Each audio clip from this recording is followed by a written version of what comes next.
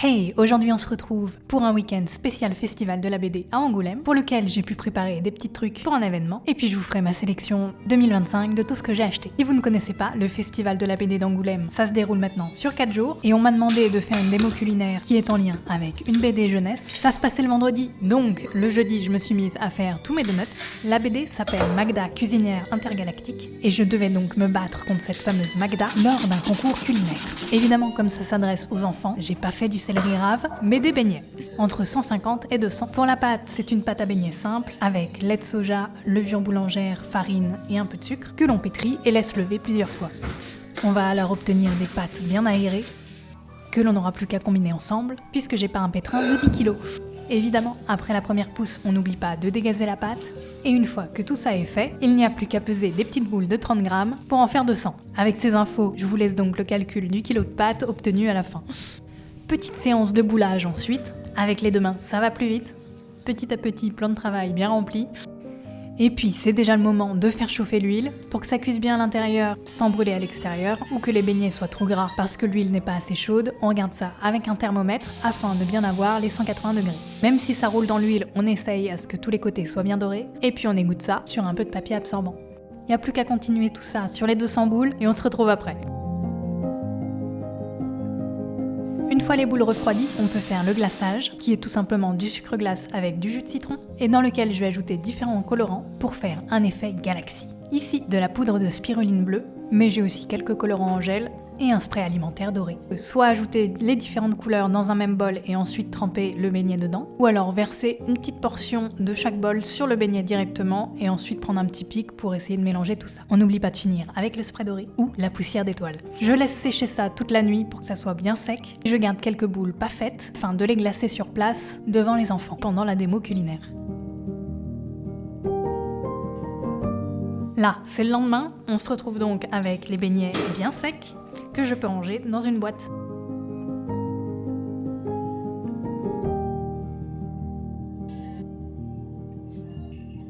Une fois tout ça fait, je n'ai plus qu'à prendre la voiture pour y aller, faire ensuite un petit mental breakdown à Angoulême parce que je n'arrivais à passer aucun des barrages, et on se retrouve dans la salle. J'ai complètement oublié de vous faire des vidéos une fois sur scène, mais tout le monde était content, donc c'est le principal. Après cette grosse journée, on se retrouve pour une deuxième grosse journée, puisqu'on s'est levé à l'aube pour trouver une place dans Angoulême, vu qu'on n'avait pas réservé de parking. Je sais pas si vous êtes déjà allé à Angoulême, mais c'est une très jolie ville, en tout cas le cœur historique. On a essayé de trouver un petit déj, mais la seule chose vegan, c'était un matcha latte et un chocolat chaud. Heureusement, un vegan a toujours des barres sur soi en cas de coup dur. On commence toujours par le côté manga, parce que oui, le festival de la BD est séparé en différents halls, avec d'un côté les BD, les éditeurs indépendants, les gros éditeurs, etc. Il y a toujours pas mal d'auteurs là pour les dédicaces, c'est comme ça qu'on peut découvrir plein de nouvelles choses. Ici, cet auteur taïwanais était là, avec un manga sur la cuisine. Après avoir fait quelques petits achats, il est déjà quasiment midi, on monte donc directement au Garden, le seul resto vegan et sans gluten d'Angoulême. Il y a toujours plein de choses très bonnes et la carte change toutes les 2 semaines.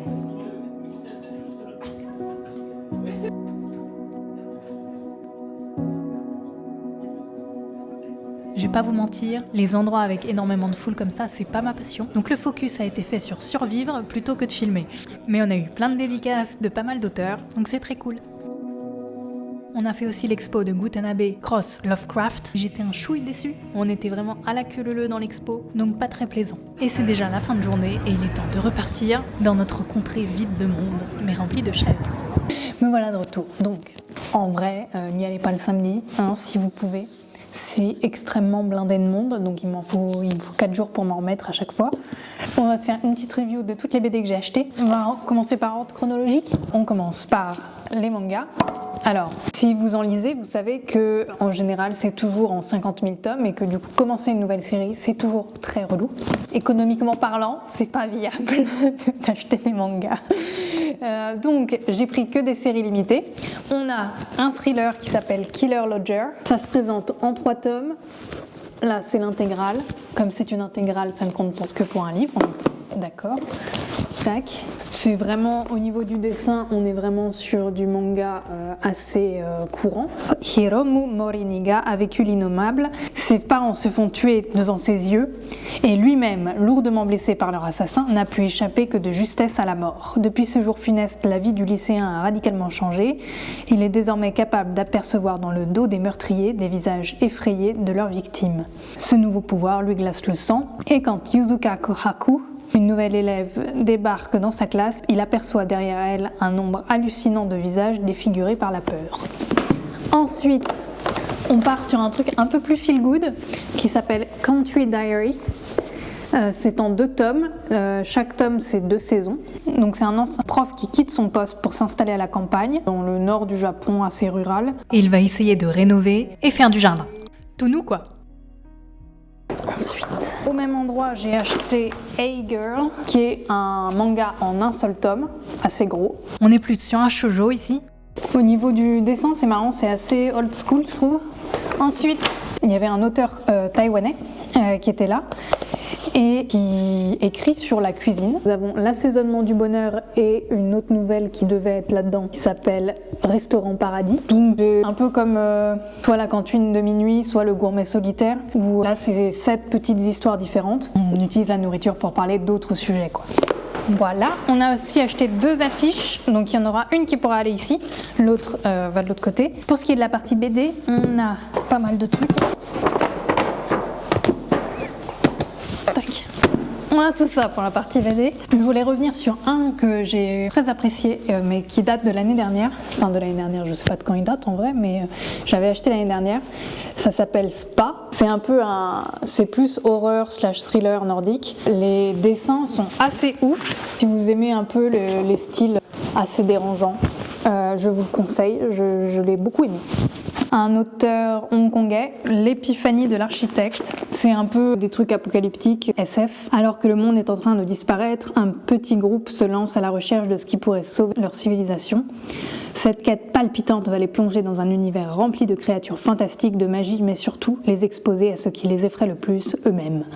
Après, il a pris un autre truc de SF qui s'appelle Abyss. Le seul truc que je peux vous dire est « Le monde d'avant n'est plus, le silence approche. Trouve le Styx, il te guidera ». J'ai pas grand chose à dire, il m'a dit que c'était plus un prologue à une histoire, mais que ça annonçait de belles choses.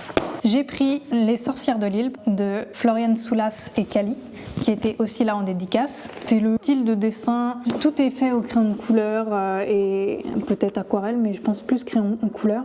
C'est très beau. Donc je vous lis le truc. Sayuri vit avec sa grand-mère sur une île au cœur des bois, sorcière guérisseuse de génération en génération. Elle veille sur les villageois qui ont interdiction formelle de les fréquenter, en dehors des soins qu'elle leur prodigue.